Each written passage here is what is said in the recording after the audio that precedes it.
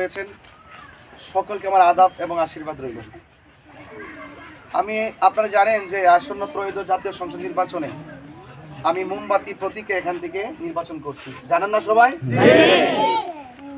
আমি আপনাদের সবার দোয়া কামনা করি এবং আপনাদের আশীর্বাদ কামনা করি এবং আপনারা সবার মহামূল্যবান ভোট।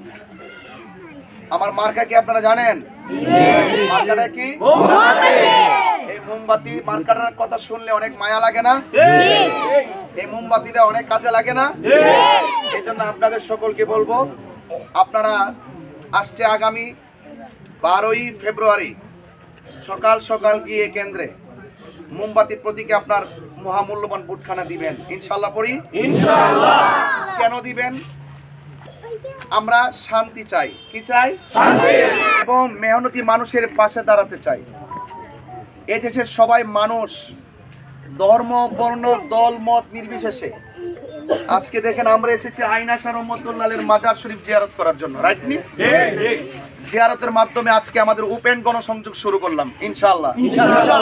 এই গণসংযোগ ইনশাআল্লাহ সারা চুনারগাঁও মাধবপুর ইনশাআল্লাহ ছড়িয়ে পড়বে। আজকে একটু খেয়াল করে দেখুন আপনারা, আমি এখানে দাঁড়িয়েছি, এখানে আমাদের অসংখ্য মা বোনরা পর্যন্ত এসেছেন, আসছে না? এবং অনেক মা বোনরা এসেছেন, এখানে সনাতন ধর্মীরা এসেছেন, মুসলমানদের জানেন তারাও এসেছেন। এটার নামই বাংলাদেশ, এটার নামই সমাজ, এটার নামই রাষ্ট্র।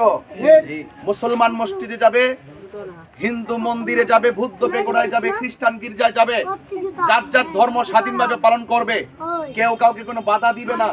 এই শান্তি আমরা চাই কি চাই না? এই কথাগুলো আমি সারা জীবন ওয়াজ মাহফিলে বলেছি। ওয়াজ মাহফিলে আমি যত কথাই বলি, যদি রাষ্ট্রের গুরুত্বপূর্ণ জায়গায় না যাওয়া যায় তাহলে আইন পাস করা যায় না। এই জন্য রাষ্ট্রতন্ত্রের গুরুত্বপূর্ণ জায়গায় গিয়ে এই দেশে আইন পাস করতে হবে। কেউ কোনো অন্য কোনো ধর্মের কোনো মানুষকে জোর জবরদস্তি করতে পারবে না। সংসদে গিয়ে আইন পাস করতে হবে। এই দেশে কাউকে অন্যায়ভাবে হত্যা করতে পারবে না, গুম করতে পারবে না, খুন করতে পারবে না। এবং মেহনতি মানুষ যারা, সুবিধা বঞ্চিত মানুষ যারা যারা যারা নিরলস পরিশ্রম করছে, বিশেষ করে এই চুনারঘাট মাধবপুর চা শ্রমিকদের কষ্ট সারা পৃথিবীর হৃদয়কে নাড়া দেয়। কিন্তু আমাদের রাষ্ট্রতন্ত্র কেন নাড়া দেয় না? কেন দাঁড়ায় দেয় না? কারণ এই কথাগুলো মেহনতি মানুষ আর চা শ্রমিকদের কষ্টের কথাগুলো দার্থহীন কণ্ঠে বলার মতন সংসদে কোনো লোক নাই। এই জন্য আমি চাই সংসদে গিয়ে আপনাদের কণ্ঠ হয়ে আপনাদের অসুবিধার কথাগুলো আমি তুলে ধরবো, যেন আমি আপনাদের সমস্যাগুলো স্থায়ীভাবে সমাধান করতে পারি। শুধুমাত্র একদিন এসে কিছু তাবারুক দিলাম, এটা কি সমাধান হয়ে গেল? একদিন 10-15 জন আইসা একটু কম্বল দিলাম, সব হয়ে গেল? কিন্তু এগুলো হবে না। আমরা চাই মেহনতি মানুষ, চা শ্রমিক এবং এই দেশের যত কষ্টার্জিত মানুষগুলো আছে, প্রত্যেকটা মানুষের কষ্টগুলো চিরস্থায়ীভাবে দূর করতে চাই। মানুষের যে লেখাপড়া করার ক্ষেত্রে তাদের যে বিভিন্ন বৈষম্য সৃষ্টি হচ্ছে, আমি শিক্ষার উন্নয়ন করতে চাই। প্রত্যেকটা এলাকায় শিক্ষাঙ্গন তৈরি করতে চাই। স্কুল কলেজ মাদ্রাসা হোক, এটা আমরা চাই কি না? এবং এই যে স্বাস্থ্য খাতে এত বেহাল দশা, চিকিৎসার ক্ষেত্রে এত বেহাল দশা, আমি চাই প্রত্যেকটা জায়গায় প্রাইভেট ক্লিনিক হোক এবং স্বাস্থ্য সম্মত হসপিটাল গড়ে উঠুক। এবং জরাজীর্ণ যত হসপিটাল আছে, এই হসপিটালগুলো যেন পরিপূর্ণভাবে চিকিৎসার উপযোগী হয়। আপনারা চান কি চান না? আছে কিনা বলেন?